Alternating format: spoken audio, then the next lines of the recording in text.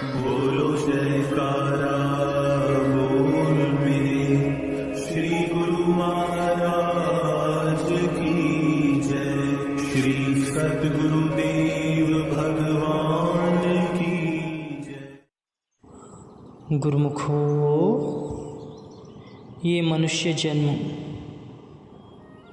जिन्हें मिला है वे बहुत भाग्यशाली है। कुदरत ने कृपा करके हमें मनुष्य जन्म प्रदान किया है, जो कि अति श्रेष्ठ है। ये मालिक की भक्ति के लिए हमें प्रदान किया गया है। मनुष्य जन्म का लक्ष्य ही प्रभु को पाना है, परंतु जीव बुद्धि हमें अपने उद्देश्य से दूर कर देती है। हम भगवान की बनाई रचना में इतने मस्त हो जाते हैं कि भगवान को ही भूल जाते हैं। समस्त महापुरुष हमारे परम हितैषी व रूहानी माता पिता हैं। वे नहीं चाहते कि हमारे भक्त सत्य पथ से भटक जाएं। जिस काम के लिए अनमोल जन्म मिला है उसे भूल न जाएं। इसलिए ऐसे साधन प्रदान करते हैं जिससे जीव का कल्याण हो।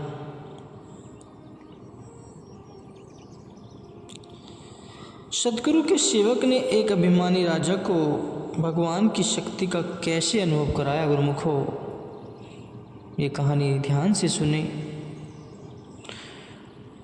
उत्तर भारत में कांति देव नाम का एक राजा रहता था। वह धार्मिक विचार रखते हुए अपने दया और भाव और न्याय के लिए बहुत ही प्रसिद्ध था। उसे भगवान पर पूर्ण विश्वास था और उसने जगह जगह अनेक मंदिर बनवाए थे। इस महान गुण के कारण उसकी प्रसिद्धि देश भर में फैली हुई थी। संयोगवश राजा का मंत्री जगदीश चंद्र भी धार्मिक विचारों वाला था। वह यह कहता था कि भगवान हर जगह मौजूद है।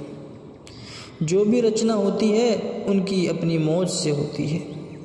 प्रजा ऐसा राजा में मंत्री पाकर अत्यंत प्रसन्न थी।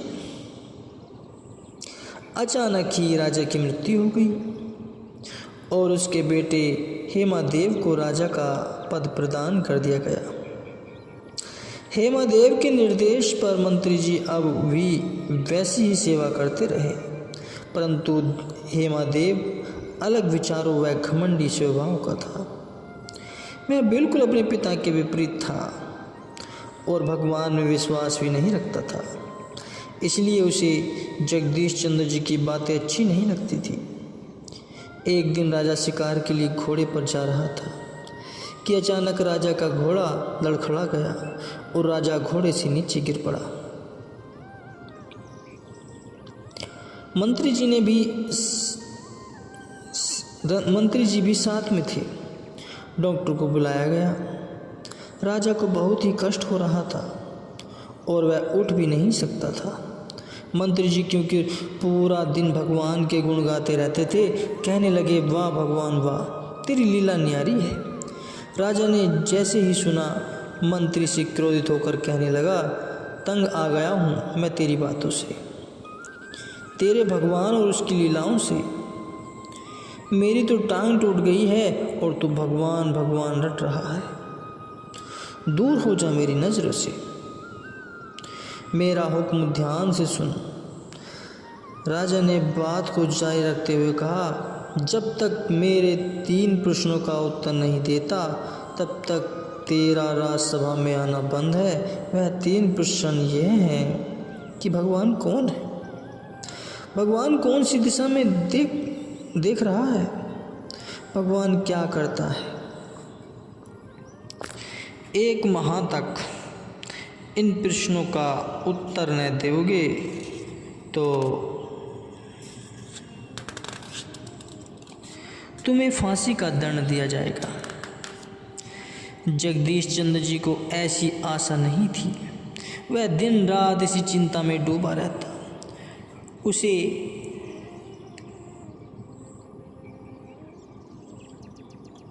खाना पीना कुछ भी नहीं अच्छा लगता था। कई ग्रंथ शास्त्र भी पढ़े परंतु सही उत्तर नहीं मिल रहा था।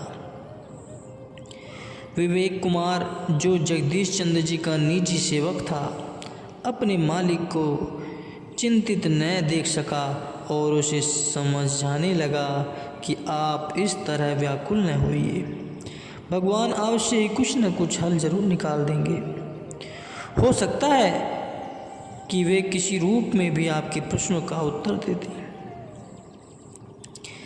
जगदीश चंद्र जी कहने लगे, मुझे अपनी नहीं तुम्हारी चिंता है, क्योंकि मैं तो न रहूं तो तुम्हारी नौकरी भी चली जाएगी। विवेक कुमार ने सांत्वना देते हुए कहा कि मुझे विश्वास है कि मेरे प्राण प्यारे इष्ट देव मुझे अवश्य शक्ति देंगे कि मैं राजसभा में जाकर आपके प्रश्नों का उत्तर सही सही दे सकूं। कुछ दिनों उपरांत विवेक कुमार ने जगदीश चंद्र जी से विनय की कि आप मुझे आज्ञा प्रदान करें तो मैं राजसभा में जाकर राजा को आपके प्रश्नों का सही उत्तर दे दूं। जगदीश चंद्र जी ने कहा,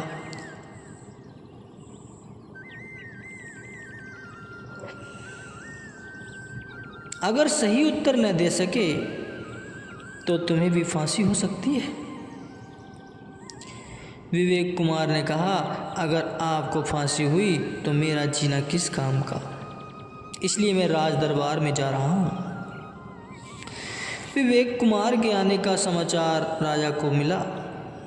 राजा ने राजसभा और प्रजा को भी बुलाया और सबके सामने उसे धमकी दी कि अगर सही जवाब नहीं दे पाए तो तुम्हें भी फांसी हो जाएगी, वरना वापस चले जाओ। विवेक कुमार ने उत्तर दिया, मुझे मंजूर है, आप प्रश्न आरंभ कीजिए। राजसभा में शांति सी छा गई। राजा ने पहला प्रश्न किया तो विवेक कुमार हाथ जोड़कर खड़ा हो गया और विनय करने लगा, जहाँपना, आज आप कुछ मुझसे धर्म के विषय में पूछना चाहते हैं, इसलिए बात नीति के अनुसार होनी चाहिए। नीति यह कहती है कि वक्ता ऊंचे आसन पर बैठा हो और श्रोता उसके सम्मुख हाथ बांधे खड़े होकर प्रश्न पूछे। राजा ने कहा, ठीक है, आप जैसा कहें वैसा हम करने को तैयार हैं। यह कहकर राजा तख्त से नीचे उतर आया और विवेक कुमार को तख्त पर बिठाकर उसके सर पर अपना ताज रख दिया और आप सम्मुख हाथ जोड़कर नम्रतापूर्वक पूछने लगा। राजा ने पूछा, भगवान कौन है? विवेक कुमार ने कहा, एक काली गाय राजसभा में लाई जाए। आदेश होते ही गाय आ गई। अब गाय का दूध निकालने के लिए कहा गया। विवेक कुमार ने सबको दिखलाया कि दूध सफ़ेद है और राजा से पूछा गया, क्या तुम बता सकते हो कि ये दूध सफ़ेद कैसे हुआ जबकि गाय काली है?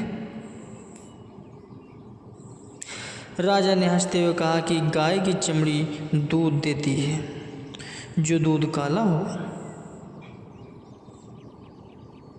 विवेक कुमार ने उसी समय गाय का चारा मंगवाया और पूछने लगा, क्या आप इस चारे से सफ़ेद दूध निकाल सकते हैं जैसे गाय ने बनाया? राजा शांत हो गया। विवेक कुमार ने कहा, राजन, आप या आपका मंत्री इस चारे को दूध में नहीं बदल सकते। केवल भगवान ही ऐसा कर सकते हैं, जो कि सर्वशक्तिमान है। ये तो आप समझ ही गए होंगे कि भगवान कौन है। यह सुनकर राजा आश्चर्यचकित हुआ। विवेक कुमार ने राजा से दूसरा प्रश्न पूछने के लिए कहा। राजा ने पूछा, भगवान कौन सी दिशा में देख रहे हैं?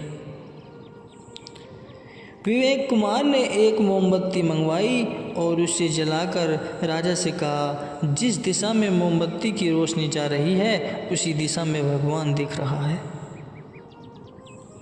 सभा में सब विवेक कुमार की प्रशंसा करने लगे। राजा सोचने लगा, तीसरा प्रश्न पूछूं या ना। तभी विवेक कुमार ने प्रश्न पूछने के लिए कहा। प्रश्न था, भगवान क्या कर सकते हैं?